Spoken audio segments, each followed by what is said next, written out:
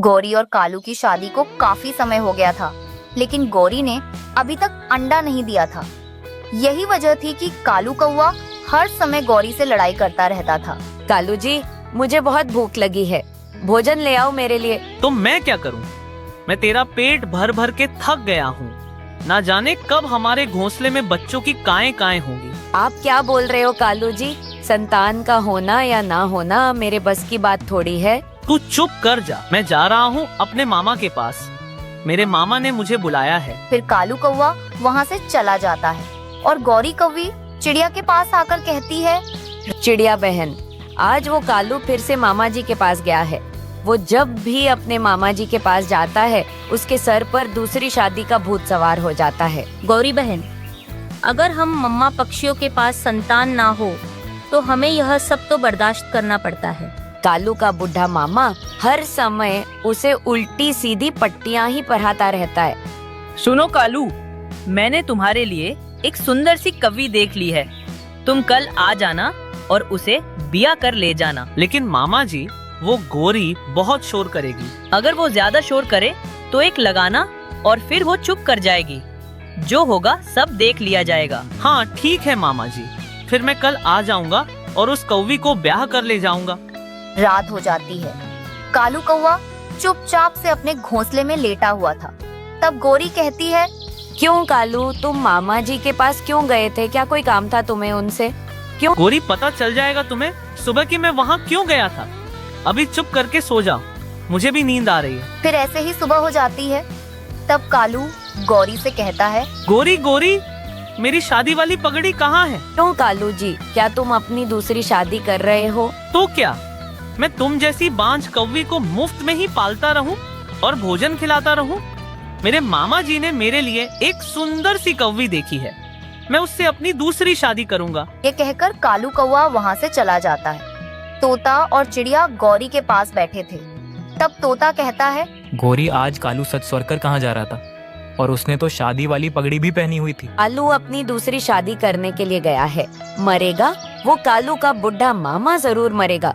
वो उसने कालू को दूसरी शादी करने के लिए बुलाया है, वही करवा रहा है उसकी शादी। गौरी, अब तो जो होगा वो होगा ही, इसीलिए अब तुम उसे अपना नसीब का लिखा हुआ समझो और अपनी जिंदगी अच्छे से जियो। अब तुम खुद के बारे में सोचो और खुद से ही दाना ढूंढकर खाओ। मामा जी, सच में ये कौवी तो बहुत सुंदर है और अच्छी है। मैं संगीत भी बहुत अच्छा गाती हूँ, क्या आपको मैं सुनाऊं? नहीं नहीं, अब तुम मुझे घर जाके ही सुनाना। अभी तुम मेरे साथ चलो। हाँ ठीक है पति जी, फिर आप चलो, मैं तो सुबह से ही आपका इंतजार कर रही हूँ। वो कालू फिर अपनी दूसरी पत्नी को लेकर आ जाता है। तब गौरी उसे देखकर कहती है, ये क्या कालू, ये कौवी कौन है तुम्हारे साथ? रुकिए रुकिए पति जी, मैं बता देती हूँ। कालू जी ने मुझसे शादी कर ली है। ये तुमने अच्छा नहीं किया कालू, तुमने दूसरी शादी कर ली। मैं तुम्हें कभी माफ नहीं करूँगी। जैसे तुमने मेरे साथ गलत किया है, मैं तुम्हारे बुढ़े मामा जी को और तुम्हें कभी माफ नहीं करूँगी। चुप कर जा, चुप। अगर ज्यादा काएं काएं तो मैं तुझे घर से निकाल दूंगा। गौरी कौवी अपने घोंसले में लेट जाती है। तब कालू कहता है, गौरी उठो यहाँ से, तुम यहाँ नहीं सोओगी। ये घोंसला अब मेरी पत्नी मुन्नी का है, वो सोएगी यहाँ, तुम कहीं और जाकर सो जाओ। फिर गौरी रसोई में जाकर सो जाती है।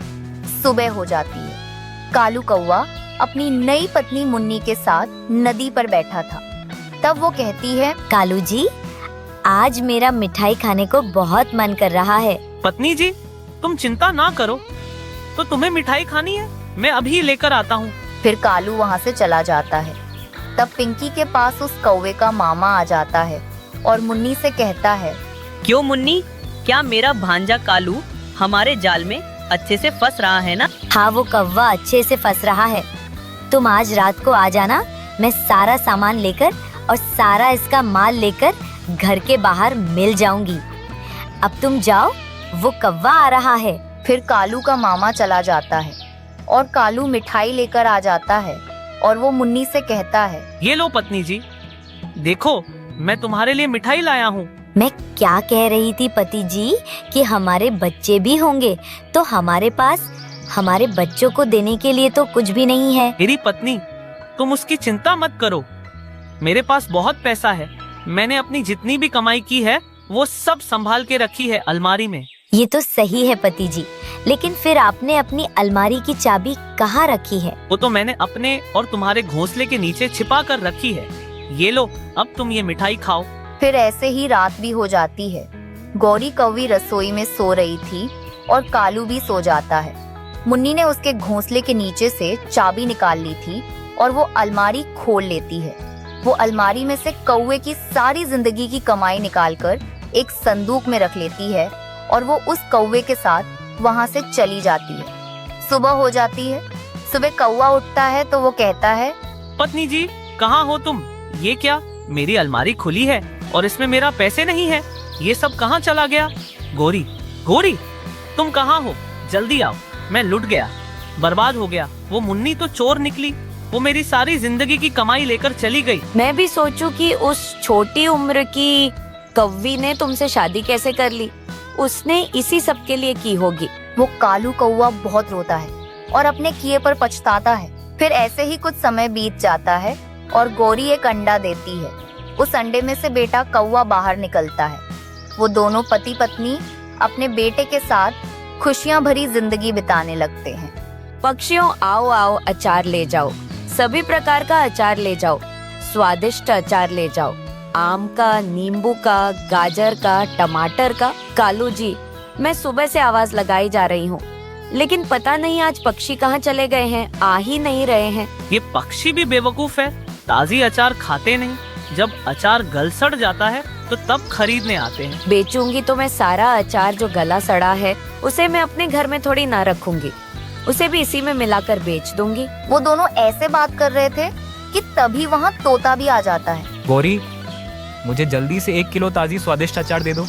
तुम पैसे चाहे ज़्यादा ले लेना, लेकिन अचार अच्छा ही देना, क्योंकि आज मेरी बहन मुझसे मिलने आ रही है, तो मैं उन्हें रोटी के साथ ये स्वादिष्ट अचार खिलाऊंगा। कालू जी, ये सड़ा हुआ अचार रखा है 2-3 दिन से, बिक नहीं रहा है, तो इसे दे दूं? हाँ गोरी, दे दो, लेकिन सड़ा हुआ अचार नीचे और अच्छा ऊपर डालकर देना। गौरी और कालू, तुम दोनों आपस में क्या बातें किए जा रहे हो? कुछ नहीं तोते भैया, बस मैं तो आपके लिए ताज़ा अचार देख रही थी। ये लो अचार, ये बहुत अच्छा है।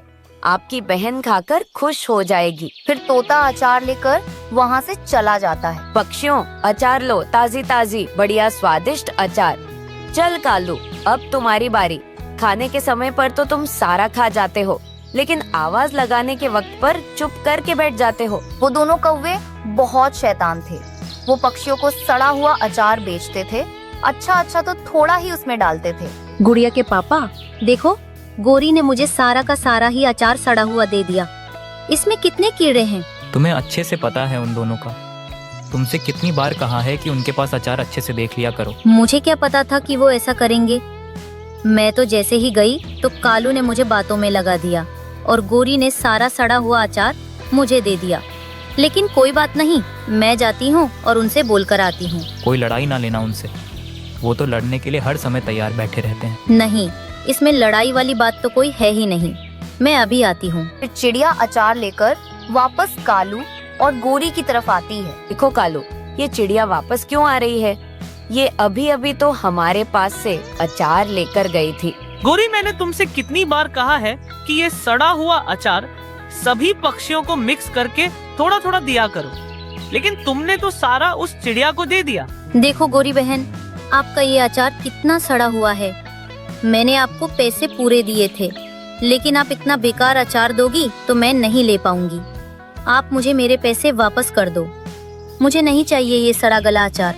क्या भला पक्षी ऐसे सड़ा गला अचार भी खाते हैं? चिड़िया, जब तुम आ रही थी तब मैं तुम्हें देखकर समझ गई थी। और दूसरी बात, जब मैंने तुम्हें अचार दिया था तब क्या तुम अपनी आँखों से नहीं देख सकती थी? मैंने तुम्हें अचार अच्छा दिया था। अब इसमें मेरी क्या गलती? जब अचार तुम्हारे घर जाकर सड़ गया तो? गौरी बहन, एक तो आप अचार खराब देती हो और ऊपर से मुझे ही बातें सुना रही हो। तुम्हारी जुबान तो कुछ ज्यादा ही चलने लग गई है। रुको, मैं अभी बताती हूँ तुम्हें। ये कहकर गौरी चिड़िया को 2-4 लगा देती है। ये ले, ये ले, ये ले। चिड़िया रोती हुए वहाँ से चली जाती है। गौरी, तुमने उसे मारा क्यों? ऐसे हमारी ये अचार की दुकान बंद हो जाएगी। कोई भी हमसे कुछ नहीं खरीदेगा। ये चिड़िया तो वैसे भी मुझे बहुत बुरी लगती है, देखा नहीं कैसे जुबान चला रही थी। वहीं दूसरी तरफ रास्ते में चिड़िया को तोता मिल जाता है। चिड़िया बहन, क्या हुआ? आप ऐसे रो क्यों रही हो? गोरी ने मुझे सारा अचार सड़ा हुआ दे दिया।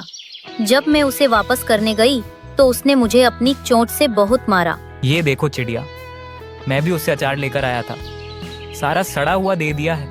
मैं भी उसे वापस करने जा रहा हूँ। अगर उसने मुझसे कहा तो फिर तुम देखना मैं क्या करता हूँ। ये कहकर तोता गौरी के पास आता है। ये लो अपना सड़ा हुआ अचार और मुझे मेरे पैसे वापस करो। थोड़ा धीरज रखो तोते, और बताओ तो सही कि हुआ क्या है। ये तुम्हारा अचार सारा सड़ा हुआ है और इसमें बहुत सारे कीड़े भी हैं। देखो तोते, बात ये है कि तुम मुझसे 1-2 दिन बड़े हो, इसलिए मैं तुम्हारा लिहाज कर रही हूँ। इसलिए अब तुम ज्यादा मत बोलो मोटी चोंच वाले। गौरी, तुम मुझे पहले पैसे दो, मैं यहाँ से चुपचाप चला जाऊंगा। मोटी चोंच वाले, अगर पैसे ना दिए तो क्या कर लोगे? हाँ रुको, मैं बताता हूँ तुम्हें कि मैं क्या कर लूंगा। वो ऐसे लड़ने को बैठे थे कि तभी वहाँ कबूतर आ जाता है। रुको रुको पक्षियों, क्या बात है? तुम सब ऐसे आपस में क्यों झगड़ रहे हो? कबूतर तुम ही देखो, मैंने इस गोरी से अचार खरीदा था। मेरी बहन आ रही थी आज, मैंने इससे कहा। ओए तोते, अगर तुमने कुछ और बोला ना तो मैं तुम्हारी यह चोंच तोड़ दूंगी। काली कौवी आई बड़ी मेरी चोंच तोड़ने वाली। अब तुम चुप कर जाओ, सारी गलती तो हमारी है जो हम इन कौवों से ये सड़ा गला अचार खरीदते हैं। फिर वो दोनों वहाँ से चले जाते हैं। कालू, अच्छा हुआ कि कबूतर आ गया। मुझे तो तोता आज बहुत गुस्से में नजर आ रहा था। तुम भी चिड़िया समझ के हर किसी से लड़ाई मत करने लग जाया करो। वो तो अच्छा हुआ कि वो आ गया, इसीलिए बच गई। चलो अब घर पर जाने का समय हो गया, जग्गू अकेला है। फिर कबूतर तोते को चिड़िया के घर पर ले आता है। चिड़िया, ये तोता उस कौवी से लड़ रहा था, लेकिन मैं वहाँ आ गया तो मैंने लड़ाई शांत करवाई। तुम सब जानते हो कि इस जंगल में और कोई अचार बेचने वाला नहीं है, इसलिए ये कौवा और कौवी हम पक्षियों को सड़ा गला अचार बेच रहे हैं। मैं तो बस उन्हें खराब अचार लौटाने गई थी, इतने में उन्होंने मुझे मारा। तोते, मैं तुम्हें एक सलाह देता हूँ, तुम कल से बाजार से सारा अचार बनाने का सामान खरीद लो और तुम अपने घर के बाहर एक ठेले पर अचार बेचना शुरू कर दो।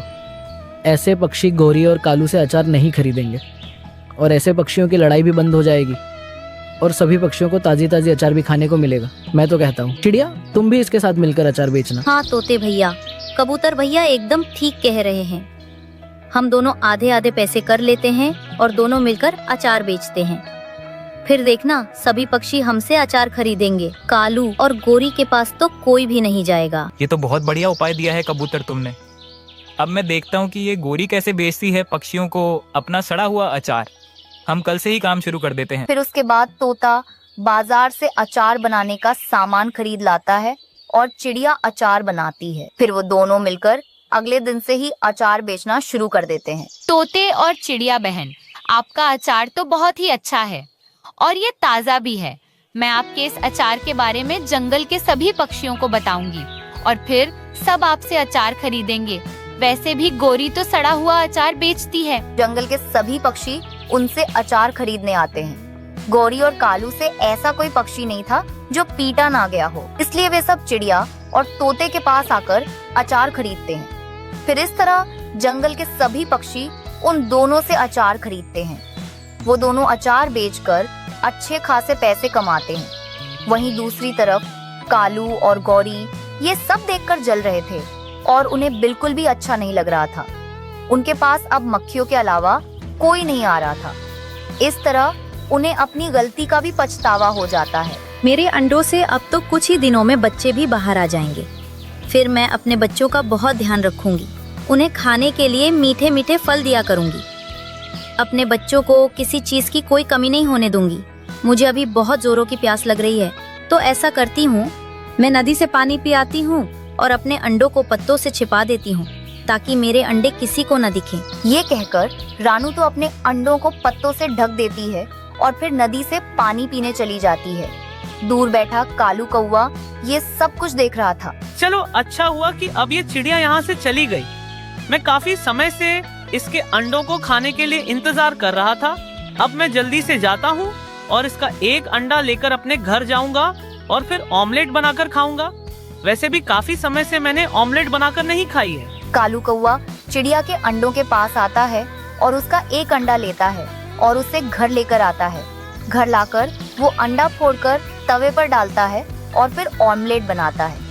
थोड़ी देर में ऑमलेट बन जाती है। तब वो प्लेट में रखकर गौरी को खाने के लिए देता है। वाह कालू जी वाह, इसमें से तो खुशबू बड़ी अच्छी आ रही है। देखने में जब ये इतनी स्वादिष्ट है तो खाने में कितनी स्वादिष्ट होगी। गौरी उस ऑमलेट को खाती है और थोड़ी देर में सारी ऑमलेट खा जाती है। कालू जी बहुत स्वादिष्ट थी, इसे खाकर तो मजा ही आ गया। अब तो हम ऐसा ही किया करेंगे, सभी पक्षियों के अंडे चुरा चुरा कर ऑमलेट बनाकर खाया करेंगे। वहीं दूसरी तरफ चिड़िया जब नदी से पानी पीकर वापस आती है तो वो वहाँ अपना एक अंडा ना देखकर रोने लग जाती है। ये क्या हो गया? मेरा एक अंडा कहाँ है? मेरा अंडा कौन ले गया? कौन जालिम मेरा अंडा उठाकर ले गया? मेरे बच्चे को इस दुनिया में आने से पहले ही मार दिया। उस जालिम को क्या मिला ये सब करके? मेरा अंडा। चिड़िया ऐसी घोंसले में रो रही थी जब तोता उसकी आवाज सुनता है तो वहाँ आता है। चिड़िया क्या हुआ? तुम ऐसे रो क्यों रही हो? क्या हुआ है? मुझे बताओ। आपको क्या बताऊं तोते भैया, कोई जालिम मेरा एक अंडा उठाकर ले गया है। अभी मेरे अंडे से बच्चा भी बाहर नहीं आया था और कोई उसे उठाकर ले गया। चिड़िया बहन, हमारे बीच तो कोई भी पक्षी अंडे खाने वाला नहीं रहता, फिर ये सब कैसे हो गया? वहीं दूसरी तरफ कालू गौरी के साथ जंगल में आ जाता है। चलो कालू जी, तुम जल्दी से अब घर जाओ और जाकर तवा गर्म कर लेना। मैं जल्दी से 2 अंडे लेकर आती हूँ। वो क्या है ना, लाडो ने कल ही ताजी ताजी 2 अंडे दिए हैं। मैं अभी झट से उन्हें लेकर आती हूँ। कालू कौवा घर चला जाता है और गौरी लाडो के घोंसले के पास ही छिपकर बैठ जाती है। मैं जल्दी से जाकर अपना भोजन ले आती हूँ, फिर बाद में आकर अपने अंडों के पास बैठ जाऊंगी। लाडो वहाँ से चली जाती है, लेकिन वो क्या जानती थी कि अंडे से ऑमलेट बनाकर खाने वाली गौरी वहीं छिपी बैठी है। जैसे ही लाडो जाती है, गौरी उसके घोंसले में आकर उसके दोनों ही अंडे उठा लेती है और अपने घर ले आती है। ये क्या गौरी, तुम तो लाडो के दोनों ही अंडे उठा लाई। अरे कम से कम एक तो उसके घोंसले में छोड़ देती, तुम तो दोनों ही ले आई हो। ऐसे तो वो रो रो कर पागल हो जाएगी। कालू जी, ये एक अंडा छोटा ही सा तो है, एक से कहाँ मेरा पेट भरेगा, इसलिए मैं दोनों ले आई। गौरी तो क्या मुझे नहीं खिलाओगी? तुम चुपचाप से ऑमलेट बनाओ अंडे की और मुझे दो, ज्यादा बातें मत करो। फिर कालू ऑमलेट बनाता है और वो गौरी को खाने देता है। गौरी तो दोनों ही ऑमलेट खा जाती है। तब कालू तो उसके मुंह की तरफ देखता रह जाता है। मुझे तो ये अंडे की ऑमलेट खाने की ऐसी लत लग गई है कि मन करता है बस हर समय ये ऑमलेट ही खाती रहूं। देखो गौरी, अब जो भी अंडा चोरी करेंगे उसकी ऑमलेट तो मैं ही बनाकर खाऊंगा। मैं भी किसी पक्षी का अंडा चुरा लूंगी। वैसे भी अंडा चुराना तो बहुत ही आसान काम है, भोजन चुराने से भी ज्यादा। वहीं दूसरी तरफ जंगल के सब पक्षी तो रो रहे थे। पहले मेरा अंडा चोरी हुआ, फिर लाडो के दोनों अंडे चोरी हो गए और अब तो तोते का भी अंडा चोरी हो गया। अगर ऐसे ही चलता रहा तो फिर तो जंगल में किसी भी पक्षी का अंडा नहीं बचेगा। आखिर ये कौन है जो हमारे अंडे चुरा कर खा रहा है? मैं तो उसे मार कर ही दम लूंगा। मैं उसे नहीं छोड़ूंगा जो हमारे बच्चे को इस दुनिया में भी नहीं आने दे रहा है। न जाने उसने हमारे अंडों के साथ क्या बर्ताव किया होगा। चिड़िया बहन, आप उस सामने वाले सूखे पेड़ पर एक छोटा सा घोंसला बनाओ। लेकिन तोते भैया, पहले आप बताओ तो कि मैं वहाँ घोंसला क्यों बनाऊं? आप क्या करोगे? चिड़िया बहन, बस तुम घोंसला बनाओ, मैं अभी आता हूँ। ये कहकर तोता वहाँ से चला जाता है और थोड़ी देर में 2 सांप के अंडे लाकर घोंसले में रख देता है। चिड़िया बहन, हम ये अंडे यहीं पर रखकर नदी की तरफ चले जाएंगे और फिर शाम को देखेंगे कि अंडे खाकर कौन मरता है। लेकिन तोते भैया, ये अंडे खाने से कोई कैसे मरेगा? क्योंकि ये अंडे जहरीले सांप के हैं, जैसे ही कोई भी इन्हें खाएगा वो मर जाएगा। तोते भैया, मैं किसी के साथ ऐसा करना नहीं चाहती, पर उस जालिम ने हमारे अंडों के साथ जो कुछ भी किया है उसके साथ तो यही सब होना चाहिए। वो तीनों वहाँ से चले जाते हैं। थोड़ी देर में कालू और गौरी को भी उस नए घोंसले में अंडे दिखाई देते हैं। चलो कालू जी, शुरू हो जाओ। जल्दी से यहीं पर अपना तवा गर्म करो, लकड़ियों से आग जलाकर। ये अंडे हमें मिल गए हैं, लगता है किसी ने ये घोंसला नया बनाया है और अभी अभी अंडे दिए होंगे। मैं तवा तभी गर्म करूंगा। पहले मुझे ये बताओ कि तुम मुझे एक अंडा खाने के लिए दोगी ना? वादा करो। हाँ कालू जी, वादा। मैं एक अंडे की ऑमलेट तुम्हें भी खाने के लिए दूंगी, अब जल्दी करो। वो दोनों कौवे अंडे लाते हैं और तवा को गर्म करके ऑमलेट बनाते हैं। जब ऑमलेट बन जाती है तो वो दोनों ऑमलेट खाने लगते हैं। लेकिन वो ये क्या जानते थे कि वो जहरीले सांप के अंडे हैं। वो दोनों तो अंडे खाते ही वहीं मर जाते हैं। उनके शरीर में जहर फैल जाता है। अब सब पक्षियों को पता चल जाता है कि वो अंडे चोर कौन थे। इस तरह उन्हें उनके बुरे काम की सजा मिल जाती है। रानू चिड़िया अनाज की तलाश में दूसरे जंगल में आई हुई थी। तभी अचानक से तेज बारिश शुरू हो गई। अरे बाप रे, अब ये बारिश क्यों शुरू हो गई? एक तो मुझे पहले ही अनाज नहीं मिल रहा और पता नहीं इस जंगल में अनाज कहाँ मिलेगा। उसी जंगल में माही चील और गौरी कौवी कुछ बातें कर रही थी। नहीं नहीं कवि, अब मैं तेरा कोई बहाना नहीं सुनूंगी। अब तो 2 दिन हो गए, मैं 2 दिनों से भूखी हूँ। हाँ हाँ चील दीदी, मैं जानती हूँ, लेकिन मैं भी क्या करूँ? बारिश की वजह से मुझे कोई शिकार नहीं मिल रहा। अगर बारिश नहीं होती तो एक क्या, मैं आपके लिए शिकार की लाइनें लगा देती। हाँ हाँ मैं जानती हूँ, लेकिन आज अगर तूने मुझे शिकार लाकर नहीं दिया तो मैं तुझे काम से निकाल दूंगी। वैसे भी वो तेरी देवरानी सुंदरी कवि है ना, वो तो कब से मुझसे कह रही है कि मैं उसे काम पर रख लूं। क्या? नहीं नहीं चील दीदी, आप ऐसा बिल्कुल ना करें। आज कुछ भी हो जाए, आज किसी भी हालत में मैं आपको शिकार लाकर दे ही दूंगी, लेकिन आप मुझे काम से ना निकालें। ठीक है, लेकिन अगर ऐसा नहीं हुआ तो तेरी जॉब तो गई। गौरी हड़बड़ी में वहाँ से चली गई। अरे अब इस चील दीदी को कहाँ से दूं शिकार? कुछ बहाना बनाती हूँ तो मुझे काम से निकालने की धमकी देने लगती है। मैं तो खुद ही इसका काम छोड़ दूं, लेकिन क्या करें, पापी पेट का सवाल है। तभी गौरी को वहीं रानू चिड़िया दिखाई देती है। अरे ये कौन है? ये तो इस जंगल की नहीं लग रही। इसी को फंसाकर इसे चील दीदी के पास ले जाती हूँ, फिर तो वो इसका काम तमाम कर देगी। ऐसा सोचकर गौरी कौवी रानू चिड़िया के पास चली जाती है। अरे चिड़िया बहन, तुम कौन हो? इस जंगल की तो नहीं लग रही हो। हाँ कवि बहन, मैं यही पास के जंगल में रहती हूँ। वो मैं अनाज की तलाश करते करते यहाँ आ गई थी। अच्छा, तो तुम अनाज ढूंढ रही हो? अरे तो तू बिल्कुल परेशान मत हो, मैं गौरी कौवी हूँ। मैं तुझे एक ऐसा खेत दिखाती हूँ जहाँ पर मकई, चावल और गेहूँ के दाने भी हैं। चल मेरे साथ, वो खेत यही पास में ही है। अच्छा ठीक है गौरी, चलो, बारिश भी कम हो गई है। रानू चिड़िया गौरी की बातों में आ गई और उसके पीछे पीछे जाने लगी। उड़ते उड़ते वो दोनों थोड़ी दूर चली गईं। वो दोनों थोड़ी और आगे चली गईं। वहाँ पर रानू चिड़िया को कुछ अनाज दिखाई दिया। गौरी रुको, ये देखो, यहाँ पर अनाज है, मैं यहीं से अनाज ले लेती हूँ। यहाँ पर अनाज कहाँ से आया? अरे चिड़िया, तू यहाँ से अनाज ना ले। क्या? लेकिन क्यों? मुझे तो सिर्फ अनाज से मतलब है, मैं यही अनाज ले लेती हूँ। वैसे भी मैं अब थक गई हूँ, अब मैं ज्यादा उड़ नहीं सकती।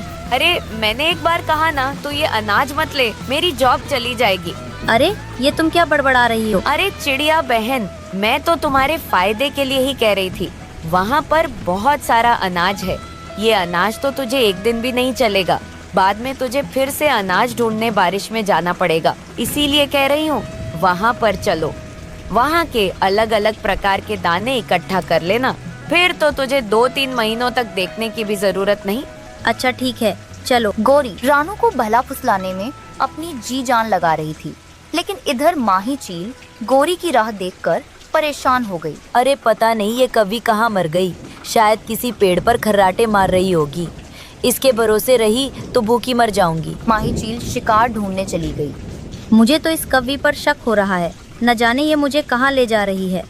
लेकिन अगर ये सच बोल रही हो तो मुझे अनाज के लिए तो जाना ही होगा। वैसे भी कवि मेरा क्या ही नुकसान कर सकती है। गौरी रानू चिड़िया को लेकर चील के इलाके के पास आ गई। अरे ये चील दीदी कहाँ मर गई? अब कहीं ये चिड़िया मुझ पर शक ना कर ले। अरे ये हम कहाँ आ गए हैं? ये कौन सी जगह है गौरी? अरे चिड़िया, तू थक गई थी ना, खेत तो और थोड़ी दूर है, तू थोड़ी देर यहाँ पर आराम कर ले। चलो मेरे साथ गुफा में चलो, वहाँ पर पानी भी है, तू पानी भी पी ले। दोनों गुफा के अंदर चली गई। रानू चिड़िया ने देखा कि वहाँ पर पक्षियों के कंकाल और कुछ अंडों के छिलके पड़े थे। ये देखकर रानू चिड़िया समझ गई कि ये गुफा किसी शिकारी की है। बाप रे, ये कवि तो मुझे किसी शिकारी की गुफा में लेकर आ गई है। मुझे इस पर भरोसा ही नहीं करना चाहिए था। अब मुझे कुछ बहाना करके यहाँ से निकलना होगा। सुनो गौरी, तुम्हारा खेत का अनाज रहने दो, मैं कभी फुर्सत में वहाँ से अनाज ले लूंगी।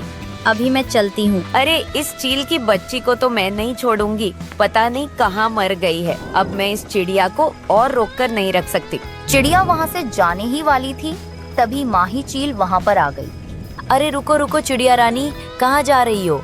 अभी तक तो मैंने तुम्हारा स्वागत भी नहीं किया। चिड़िया चील को देखकर बहुत डर गई थी, लेकिन उसने ऐसा बिल्कुल भी नहीं दिखाया। जो एक बार मेरी गुफा में आ गया, उसका स्वागत किए बिना मैं उसे अपनी गुफा से जाने नहीं देती।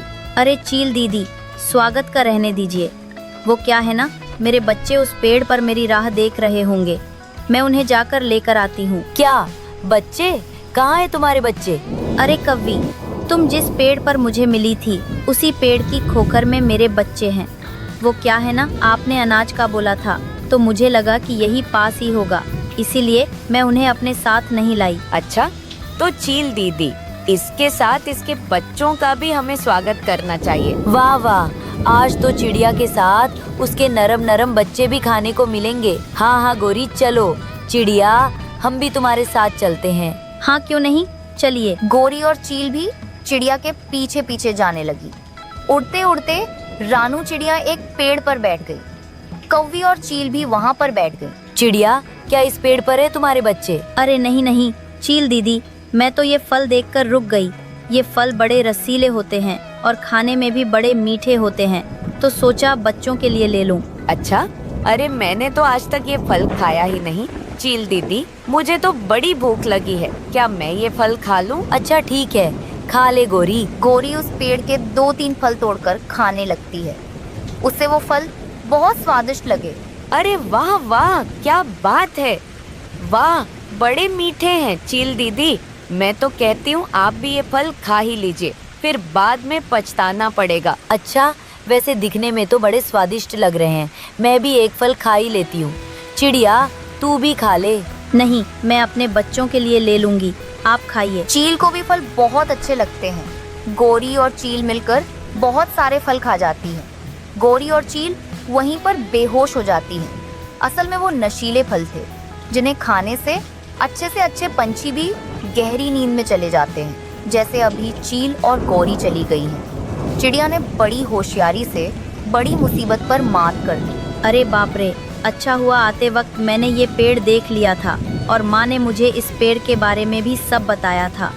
चलो अब यहाँ से जल्दी निकलना होगा। चिड़िया अपनी जान बचाकर वहाँ से भाग गई और अनाज लेकर सुरक्षित अपने घर चली गई। जंगल में तेज बारिश हो रही थी। गौरी कौवी रानू चिड़िया के घर के बाहर बैठी उसका दरवाजा बजा रही थी। उसे आवाज लगाती है, चिड़िया, अरे ओ चिड़िया, दरवाजा खोलो, जल्दी करो, मैं बारिश में भीग रही हूँ। वो चिड़िया तो फिर दरवाजा खोल देती है और फिर गौरी घर के अंदर आ जाती है और चिड़िया से कहती है, चिड़िया अब बहुत हो गया, मेरे घर को खाली कर दो। वो क्या है ना, मेरे घर की छत टूट गई है और मेरे घर में बारिश का पानी आ रहा है, इसलिए अब मैं इसी घर में रहूंगी। गौरी बहन, बाहर तो तेज बारिश हो रही है, मैं कहाँ जाऊंगी अपने अंडों को लेकर।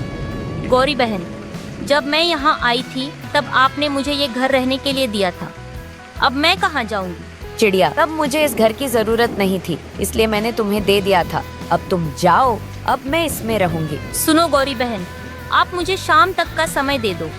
वो क्या है ना, मेरे अंडे बारिश में खराब हो जाएंगे अगर मैं इन्हें अभी बाहर लेकर जाऊंगी तो। हाँ ठीक है चिड़िया, अभी मैं जा रही हूँ, लेकिन मैं शाम को दोबारा जरूर आऊंगी। गौरी कौवी ऐसे चिड़िया को धमकी देकर वहाँ से चली जाती है।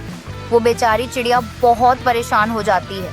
तब वो उड़ती हुई अपने पड़ोस वाले कबूतर के घर की तरफ आती है और वहाँ आकर उससे कहती है, कबूतर भैया, गौरी बहन ने मुझे अपना घर खाली करने के लिए कह दिया है, अब आप ही बताइए, मैं इतनी तेज बारिश में अपने 2 अंडों को लेकर कहाँ जाऊंगी। लेकिन चिड़िया, मेरा तो तिनकों का घोंसला है, तुम्हारे अंडे यहाँ पे सुरक्षित नहीं रहेंगे। चिड़िया, तुमने पहले उस कौवी पर विश्वास करके बहुत बड़ी गलती की है। तुम्हें उस वक्त उस कौवी पर विश्वास नहीं करना चाहिए था। हाँ तो कबूतर भैया, जब उसने ही मुझे अपना घर दे दिया तो मैं क्यों अपना घर बनाऊंगी। लेकिन मुझे क्या पता था कि ये बाद में मुझे धोखा देगी। अब मैं कहाँ जाऊंगी अपने अंडों को लेकर। चिड़िया, बारिश तेज हो रही है, तुम कहाँ जाओगी अंडों को लेकर, ये तो मैं भी सोच रहा हूँ। हाँ, तुम ऐसा करो, तोते के घर चली जाओ, उसका घर पक्का है, वो तुम्हारी मदद जरूर कर देगा। रानू चिड़िया अपने अंडों को लेकर फिर से तेज बारिश में उड़ती हुई जाती है। वो तोते के घर की तरफ जा रही थी। वो बारिश में उड़ती हुई वहाँ आती है तो वो देखती है कि तोते के घर में ताला लगा हुआ था। यह देखकर वो और भी ज्यादा परेशान हो जाती है और उसे समझ नहीं आता कि अब वो कहाँ जाए। वो बेचारी अपने अंडों को लेकर इधर उधर बारिश में भटक रही थी। तभी उसे एक घर दिखाई देता है और वो वहाँ आकर आवाज लगाती है। कोई है तो कृपया दरवाजा खोलो, मेरी मदद करो। कोई है क्या अंदर? वो घर तो लाडो चिड़िया का था।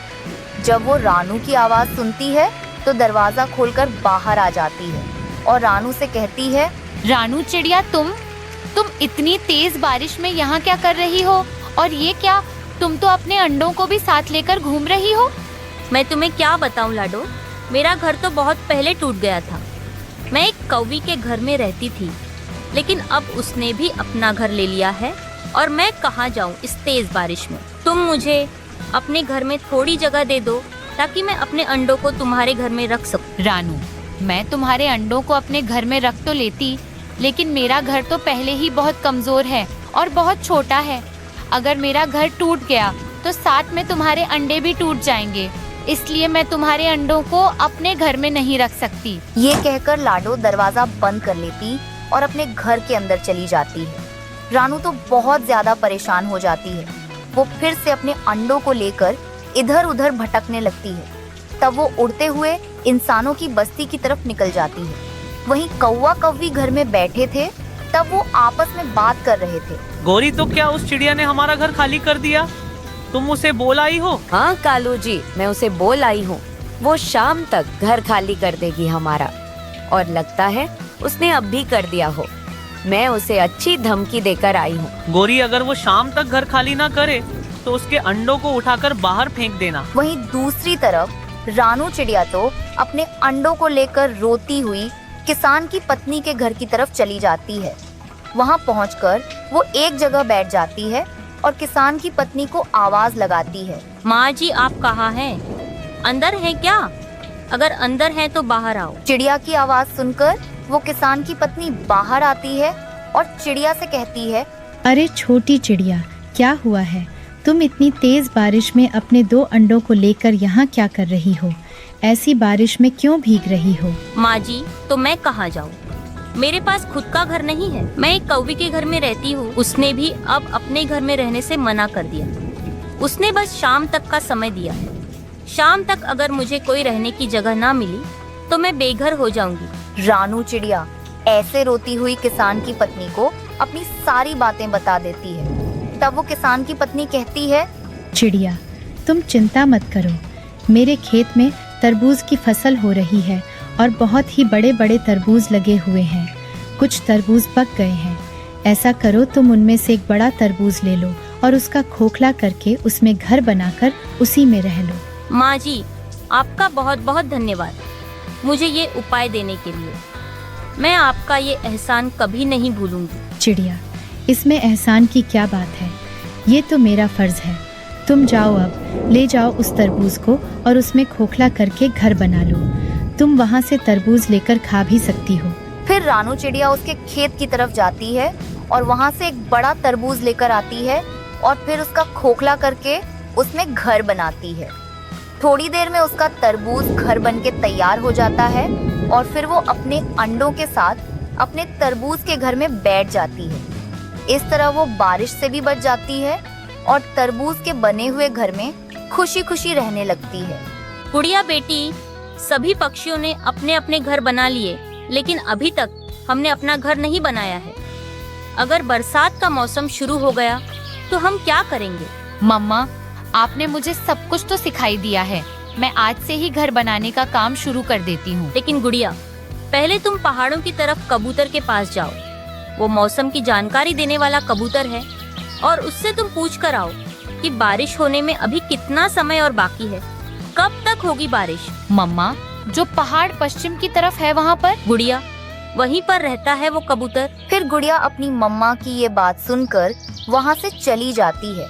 गुड़िया पहाड़ों की तरफ उड़ते हुए जा रही थी और वो बहुत खुश थी क्योंकि आज उसे इतना लंबा सफर उड़ने के लिए जो मिला था वो आज पहली बार इतनी दूर गई थी। गुड़िया जल्दी उड़ते हुए वहाँ पहुँच जाती है, लेकिन जब वो वहाँ पहुँचती है तो देखती है कि वहाँ पर तो कोई नहीं था। गुड़िया ये देखकर उदास हो जाती है। छोटी चिड़िया की बेटी, तुम यहाँ क्या कर रही हो इन पहाड़ों की तरफ? मैं बारिश के बारे में पूछने के लिए आई थी, मौसम की जानकारी पक्षी से, लेकिन वो तो मुझे यहाँ दिखाई नहीं दे रहे। मैं ही हूँ कबूतर। लेकिन चिड़िया, तुम इतनी दूर से यहाँ अकेली आई हो? तुम्हारे मम्मा पापा नहीं है क्या? मेरे पापा तो तभी मर गए थे जब मैं अंडे से भी नहीं निकली थी, और मेरी मम्मा कुछ दिनों से बहुत बीमार है, इसलिए अभी तक हमने अपना घर भी नहीं बनाया है। बस इसीलिए मम्मा ने मुझे आपसे पूछने के लिए भेजा कि बारिश कब तक होगी ताकि हम अपना घर बना लें। चिड़िया बेटी, मुझे बहुत दुख हुआ कि तुम्हारे पापा इस दुनिया में नहीं हैं और तुम्हारी मम्मा भी बहुत परेशान है। लेकिन सबसे बड़ी बात तो यह है कि तुम्हारे जंगल में तो बारिश कल ही शुरू हो जाएगी और तुम्हारे पास तो घर भी नहीं है। गुड़िया तो ये सुनकर रोने लग जाती है। हम अब क्या करेंगे? मम्मा तो पहले ही बहुत परेशान है। अगर बारिश शुरू होगी तो हम कहाँ जाएंगे? चिड़िया बेटी, तुम बिल्कुल भी चिंता मत करो। तुम मेरे पास आई हो तो मैं तुम्हारी मदद जरूर करूंगा। तुम ऐसा करना, अपनी मम्मा को लेकर जंगल के बीच में जो एक सूखा हुआ जामुन का पेड़ है उसके पास चले जाना। वो पेड़ तुम्हारी मदद जरूर करेगा। और हाँ, तुम उसे ये भी बता देना कि कबूतर अंकल ने तुम्हें भेजा। कबूतर अंकल, आपका बहुत बहुत धन्यवाद। अच्छा, मैं चलती हूँ, मेरी मम्मा मेरी राह देख रही होंगी। ठीक है बेटी, जाओ। लेकिन मेरी बात हमेशा याद रखना कि जब भी कोई मुसीबत हो तो घबराते नहीं है, डटकर मुकाबला करते हैं। गुड़िया खुशी खुशी अपने घर आ जाती है। गुड़िया बेटी, क्या कबूतर अंकल मिल गए थे? क्या बताया उन्होंने? हाँ मम्मा, मिल गए थे, लेकिन उन्होंने बताया कि हमारे जंगल में बरसात तो कल ही शुरू हो जाएगी। गुड़िया बेटी, अब हम क्या करेंगे? मैं अपनी बेटी को इस बरसात में सुरक्षित ना रख सकी। पर मम्मा, कबूतर अंकल ने बताया है कि हमारे जंगल के बीच में जो एक बड़ा जामुन का पेड़ है, अगर हम उसके पास जाएंगे तो वो पेड़ हमारी जरूर मदद करेगा। क्या सच में गुड़िया? फिर तो हम आज ही उस पेड़ के पास जाते हैं। पति जी, मुझे तो बहुत मजा आने वाला है। आज पहली बार ऐसा होगा कि चिड़िया मरेगी बारिश में और हमारे पास है सुरक्षित घर। हाँ गोरी, अब तो तुम्हारे मन की मुराद पूरी हो जाएगी, क्योंकि चिड़िया बीमार होने की वजह से अपना पक्का घर नहीं बना पाई है और वो बारिश में भीगेगी। लेकिन गोरी,